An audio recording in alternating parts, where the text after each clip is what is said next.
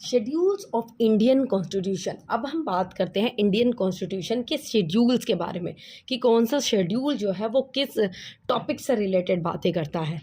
हमारे Indian constitution में 12 schedules हैं।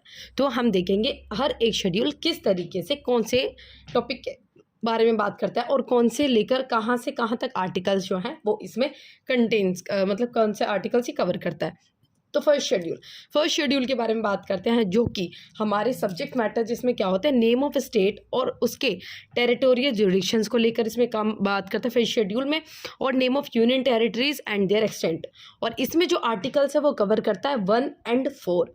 ठीक है। फिर हम सेकंड शेड्यूल के बारे में बात करते हैं, जब किसी भी मतलब provision relating to emoluments allowance privileges जो किसी भी जैसे प्रेसिडेंट्स हैं, गवर्नर हैं, स्टेट्स के स्पीकर्स और डिप्यूटी स्पीकर्स आ जाते हैं इसमें, लोकसभा के और राज्यसभा के चेयरमैन डिप्यूटी चेयरमैन आ जाते हैं, legislative assembly of in the state के स्पीकर्स और डिप्यूटी स्पीकर्स एंड ऐसे इसी प्रकार लेजिस्लेटिव काउंसिल के चेयरमैन और डिप्यूटी चेयरमैन, जजेस ऑफ सुप्रीम कोर्ट और हाई कोर्ट एंड CAG, ये इसमें सब आ जाते हैं, जिसमें आप इनकी इमोलमेंट्स अलाउंसेस और प्रिविलेज जो है इनके बारे में बात करते हैं, जो कि सेकेंड शेड्यूल में आते हैं, जिसमें ये आर्टिकल्स इसमें कवर करते हैं।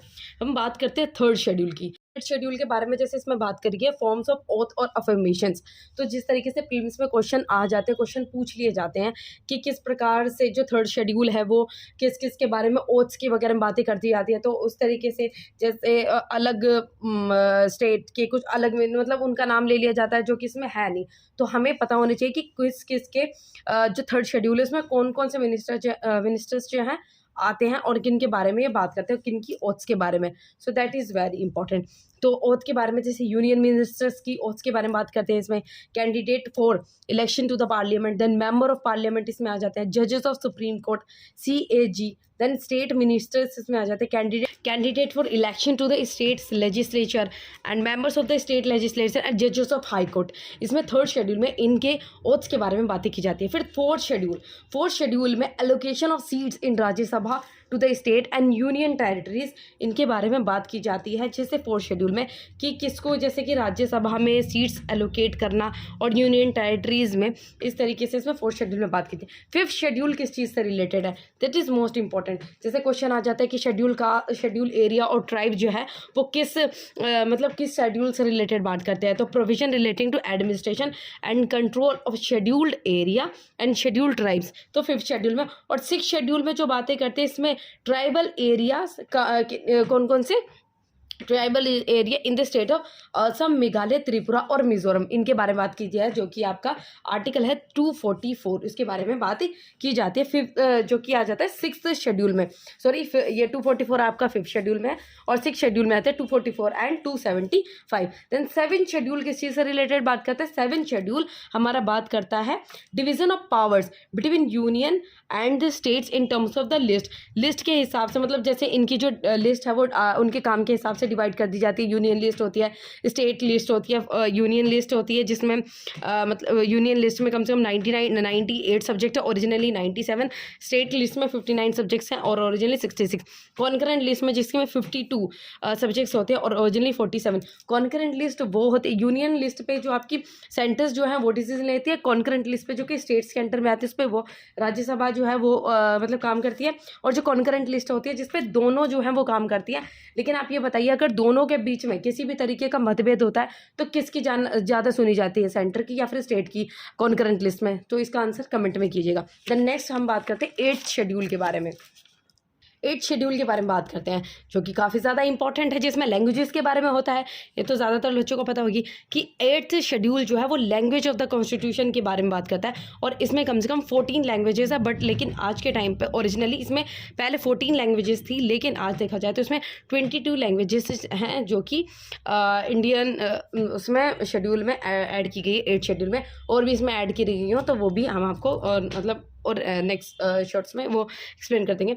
सो जैसे कि इसमें आ जाती है 8 शेड्यूल में जो कि असमीज़, बंगाली, बोडो, डोंगरी, गुजराती, हिंदी, कन्नड़ा, कश्मीरी, कोंकणी, ये आप देख सकते हैं इसमें। और देखो इसमें एक क्वेश्चन आ जाता है कि जो सिंधी है वो जोड़ी गई थी 21st constitutional amendment act of 1967। Konkani, Manipuri and Nepali जो कि जोड़ी गई थी added by the 71st constitutional amendment act 1992। Bodo, Dogri, Maithili and Santhali जो कि जोड़ी गई थी 92 अमेंडमेंट एक्ट 2003। देन ओडिया वो जोड़ी गई थी, it renamed as Odia by 96 constitutional amendment act of 2011। Then 9 schedule के बारे में बात करते हैं।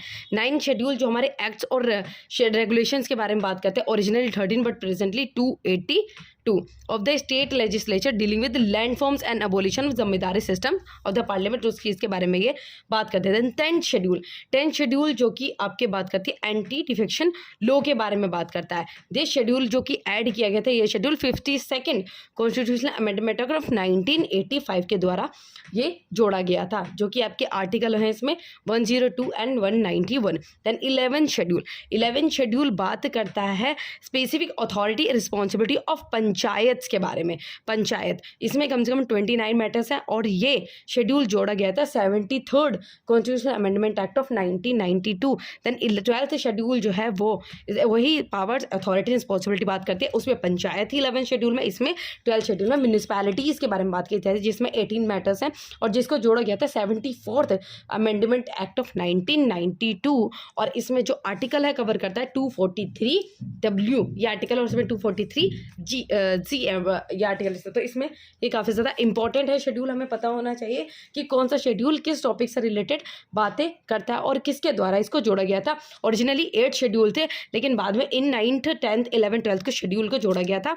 9 शेड्यूल जो है इसको जोड़ा गया था by the first constitutional amendment act 1951। Then 10th जोड़ा गया था आपका 52 constitutional amendment act 1985। 11th by 73rd constitutional amendment act 1992। Then 12th schedule जोड़ा गया था आपका 74th अमेंडमेंट एक्ट ऑफ 1992। अगर वीडियो पसंद आई तो प्लीज़ हमारी वीडियो को लाइक करें, चैनल को सब्सक्राइब करें और कमेंट ज़रूर कीजिए। और मैंने एक क्वेश्चन पूछा है आपसे, वो क्वेश्चन हमने आपसे पूछा है ये वाला आपका 7 शेड्यूल से रिलेटेड पूछा था अभी। चलो।